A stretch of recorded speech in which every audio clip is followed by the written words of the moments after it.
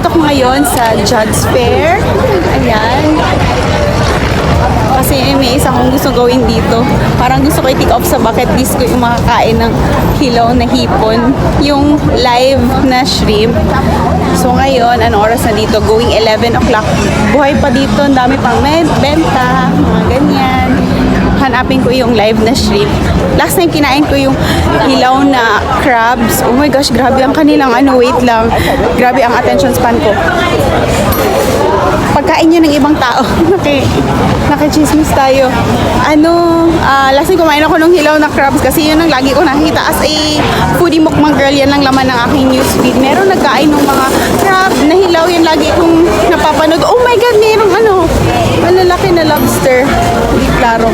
Tapos yun, akala ko masarap all this time, pero pagkain ko, grabe niya kalangsa. Kung anong amoy ng hilaw na hipon, hilaw na crab sa palengke, ganun mismo ang lasa niya. It's very malangsa-ish, kahit may sauce.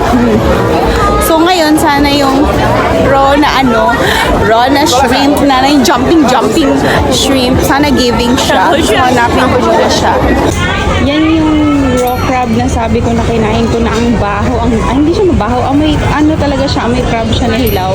Ito okay lang. Ang shrimp, walang lasa. Crunchy siya. 100 baht. 100 baht sila each. Mura yung kanilang dito, yung mga crab nila na ganun, na 100 baht lang. Kasi sa mall ako kumain nun. Kung i-convert ko siya, parang 800 pesos. Yung set na kinain ko last time. So, parang ako kumain sa buffet. Nagtapon ako ng pera. Hindi ako ganun. Kinakain ko talaga ang food. Hindi ako nag-waste na money pag bumibili ako food. Pero hindi ko talaga na-carry yung kalangsa niya. Dito pala yung mura. So, kung gusto niyo kumain ng mga raw crab, raw na mga mag-try ng mga ganun, mga tapang ang sikmura nyo like me, dito kayo sa Judds Fair. Mas mura siya. Huwag kayo sa mall. Mall kasi ako nun.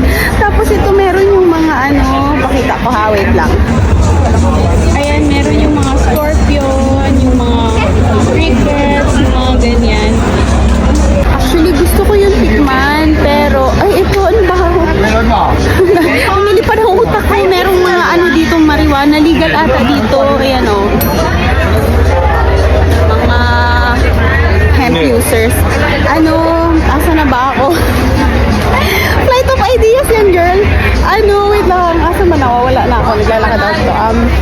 Gusto ko i-try yung mga cricket sana ganyan, pero may napanood ako ng mga vlog na kumain siya noon, nagsuka-suka siya at kasi yung mga pinrito nila ng mga cricket dyan, ilang days na daw yan, ilang weeks, hindi na napapalitan. So baka nag-bacterial growth na and everything.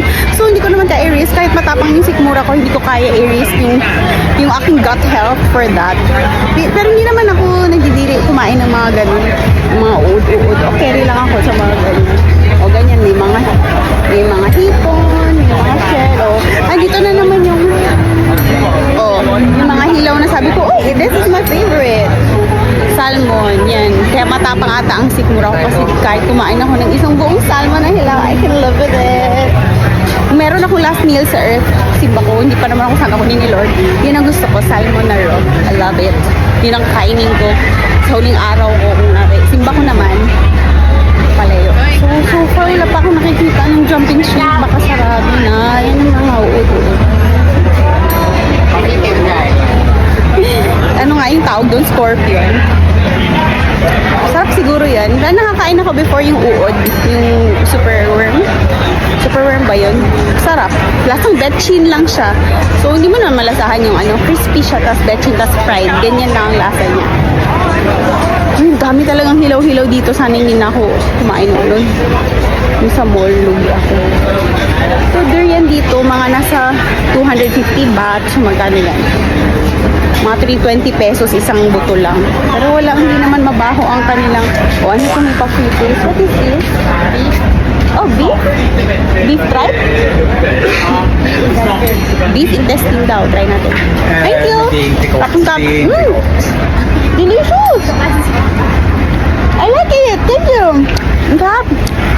Pero maanghang. Spicy. Interesting daw ng beef. Di ba? Nabiyayaan tayo. Naglakad lang dito ang food trip. Meron pa tayong toothpick. Pang tinga. Libre. Dessert. Ganda dito mag-vlog. Feeling vlogger. Wala mo nakakilala sa akin dito. Tapos Walang pa kaya ang mga tao. So, naglalakad lang tayo. Ano na to? Is that shark? So cool. What's that? What's that? Is that shark? Crab? Crab. A horseshoe crab. Oh, so big. So amazing. Thank you. Kapon kap. Kapon kap ba yun? Kapon kap. Dalawa lang alam kung salita dito. Kapon kap pati sawadi ka. Kasi sabi nila, sawadi ka sa umaga, sawadi ka sa hapon, at sawadi ka sa gabi. Pareho lang daw yan. Ay, ito na. Ito na, may mga kabayan tayo dito. Ayun yung soft drinks nyo. Hello, kabayan. Hello, one spicy shrimp salad, please. Ayan na, hinahangin na. Less spicy? Thank you. I see, it's like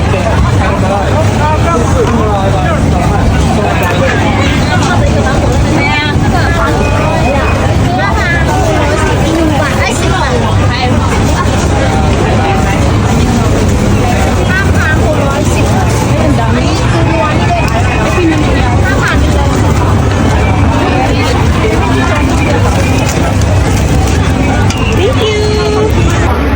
Eto na! Ito na yung asam-asam ko. Ayan, patalon-talon pa sila. My gosh, ang lalaki ng ngipon. Madream come true na talaga si Ante. Oo. Ay, tama, pingin. Ay, sige na lang sila. Sabi natin pagpupunin. Ayan. Sige. Medyo malaki-laki siya. Ayan, hindi natin.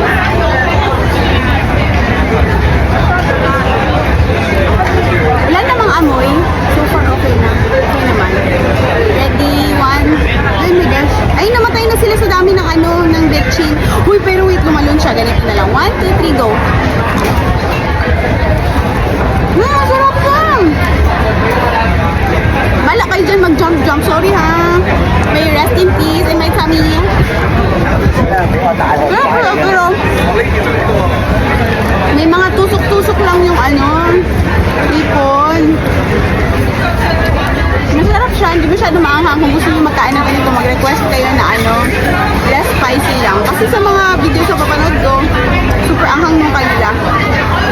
Pero may pagkaano siya konti. May syempre, seafood taste, ganyan. Pero hindi naman kanina. Bilis lang sila namatay. Siguro sa daming bedsheet na nilagay ni ate, nahilo sila. Hello! Okay naman. I like it. Not bad, pero ayan yung mga balahibo. Fiber naman siguro dun, Uy, pero wag lang magkalibangi sa gabi. Okay siya, kaya ko siya kainin. So, if gusto niyo i-try ito, okay lang siya. Hindi siya kadire, okay siya.